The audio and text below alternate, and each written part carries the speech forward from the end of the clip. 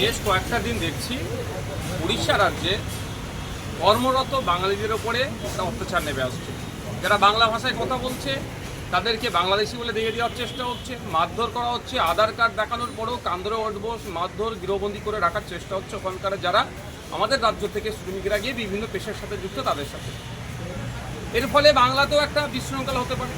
কারণ এটা ডেটাটা আমি দিয়ে রাখি, ওয়েস্ট বেঙ্গল থেকে 21 লক্ষ শ্রমিক ভিন্ন রাজ্যে কাজ করে, আর আমাদের ওয়েস্ট বেঙ্গলে প্রায় 1.5 কোটি শ্রমিক আছে ভিন্ন রাজ্যে। উড়িষ্যার শ্রমিক আমাদের রাজ্যে কাজ করছে। আমাদের যেমন লোকজন উড়িষ্যায় নিয়ে কাজ করে ডিউটি হচ্ছে, উড়িষ্যার মানুষও আমাদের বাংলাতে কাজ করছে।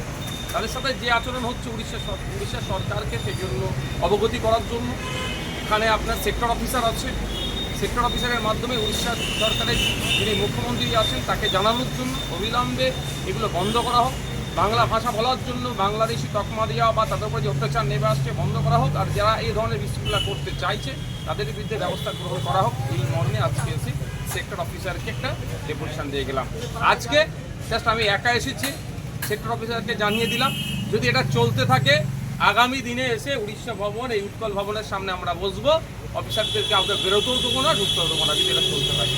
আর একটা কথা, ওটা কোনোভাবেই আমি চাই না, আমি করবও না বা করার পক্ষও না, কিন্তু এটাও মনে করিয়ে দিয়ে এসেছি সেক্টর অফিসারকে যেখানেও কিন্তু উড়িষ্যার প্রচুর মানুষজন বিভিন্ন রুজি রুটির সাথে যুক্ত আছে, তারাও কোনো রকমভাবে ডিস্টার্ব হোক আমরাও যেমন চাইবো না, ঠিক একইভাবে উড়িষ্যা সরকারকেও দায়িত্ব নিতে হবে এদের এখানকার নিরাপত্তা যাতে সুনিশ্চিত থাকে। যেমন বাংলা সরকার দেবে এদের নিরাপত্তা, বাংলার পুলিশ দেবে, ঠিক একইভাবে উড়িষ্যাতে যে সমস্ত বাঙালিরা কাজ করছে তাদের নিরাপত্তা সুনিশ্চিত করার দায়িত্ব উড়িষ্যা সরকারকে নিতে হবে, উড়িষ্যার পুলিশকে নিতে হবে।